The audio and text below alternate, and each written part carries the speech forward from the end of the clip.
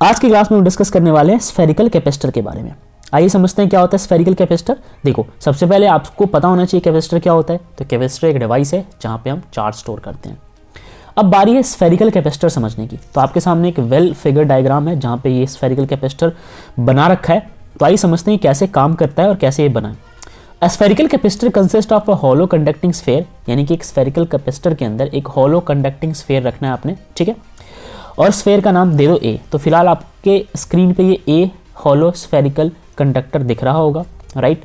चलो, of radius R A, इसका जो रेडियस है ना, इस वाले का रेडियस जो है वो है आर ए, राइट। चलो, इस वाले का रेडियस, ठीक है। अब surrounded by another concentric conducting spherical shall be, और इसको सराउंड कर रहा है, इस हॉलो कैपेसिटर को या कंडक्टर को सराउंड कर रहा है एक दूसरा स्फेरिकल शेल जिसका नाम है बी, ठीक है। यहां तक समझ गए। When a charge plus q is given to inner sphere, ये छोटे वाला स्फेयर दिख रहा है, इसको अगर आप +2 चार्ज देते हो इस तरीके से, ये चार्ज जो है स्प्रेड हो जाता है पूरे आउटर सरफेस पे इसके ए के ऊपर। समझ गए यहां तक।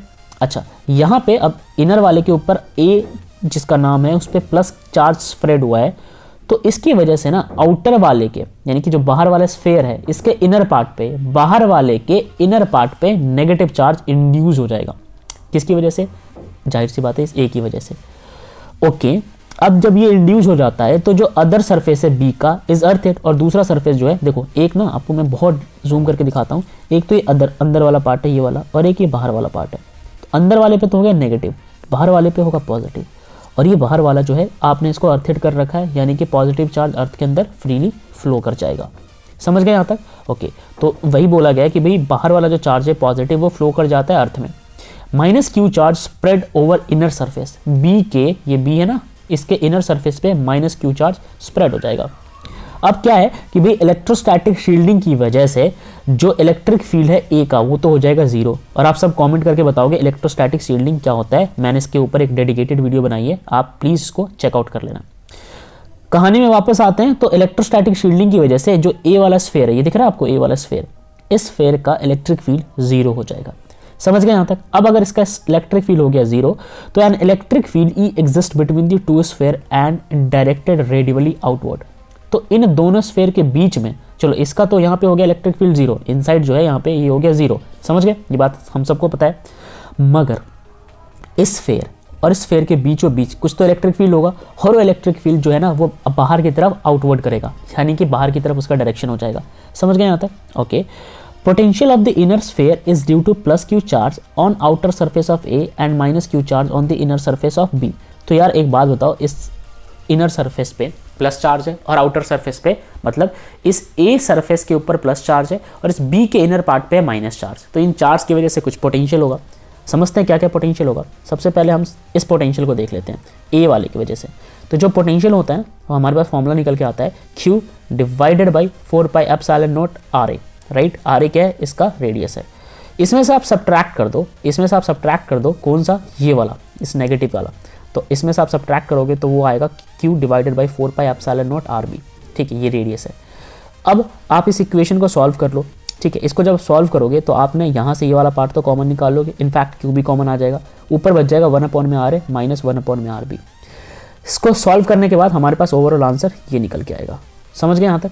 चलो, हमें इतना पता है कि जो आउटर पार्ट है स्फेयर का उसको तो आपने अर्थिंग कर रखा है, तो इसके ऊपर कोई भी पोटेंशियल तो होगा नहीं, तो यहाँ पे जो पोटेंशियल होगा वो होगा जीरो, ठीक है। आउटर पार्ट पे पोटेंशियल कितना होगा? जीरो होगा। किसके? बी वाले के। बी क्या है? ये आउटर सरफेस है या आउटर स्फेयर कह लो। अब दोनों स्फेयर का जो पोटेंशियल डिफरेंस है, इस स्फेयर और इस स्फेयर का जो पोटेंशियल डिफरेंस है, अगर आप उसको निकालने की कोशिश करते हो तो आएगा VA minus VB, right. VA minus में VB। ओके, अब हमें पता है कि भाई VB की वैल्यू तो जीरो है, यहाँ पे तो आप जीरो पुट कर दो, तो सारा का सारा पोटेंशियल डिफरेंस किसकी वजह से आएगा? VA की वजह से आएगा। और VA क्या है? VA की वैल्यू ये रही आपके सामने, तो एज इट इज़ ये वैल्यू उठा के डाल दो आप। यहाँ तक समझ गए? चलो अब आगे बढ़ते हैं। अब आपने वो वैल्यू उठा के डाल दी, तो अब हम निकालते हैं कैपेसिटेंस। देखो फॉर्मूला होता है C is equals to Q/V, सबको पता है। Q अपनी जगह पे रहेगा, V की जगह हम लिखेंगे VA माइनस VB, और हमने अभी भी VA माइनस VB की वैल्यू निकाली है। और वो वैल्यू कितनी आई है? वो वैल्यू आई है हमारे पास, अगर आप यहाँ पे चेकआउट करना चाहो तो आप देख सकते हो, ये हमारे पास रही value Q divided by 4πε0 RB minus RA divided by RA into में RB, ठीक है। अब आपको करना ये है कि आपको ना ये वाली वैल्यू उठा के इस जगह पे पुट कर देना है, ठीक है, क्योंकि यहाँ पे वी जो है वो तो 0 हो जाएगा, ठीक है, तो सारा वी की वजह से आ जाएगा, तो आपने पुट कर देना है। अब इस वी की जगह ये वैल्यू पुट कर दोगे और इस इक्वेशन को सॉल्व करोगे तो सी की वैल्यू जो है ये निकल के आ जाएगी, ठीक है, समझ गए यहाँ तक। इसको फिर सिंप्लीफाई कर लो, यानी क्यू से क्यू कट जाएगा, तो ओवरऑल आंसर ये निकल के आएगा। समझ गए इस बात को। तो यही था हमारा स्फेरिकल कैपेसिटर। आई होप आपको ये बात समझ आई होगी। जय हिंद।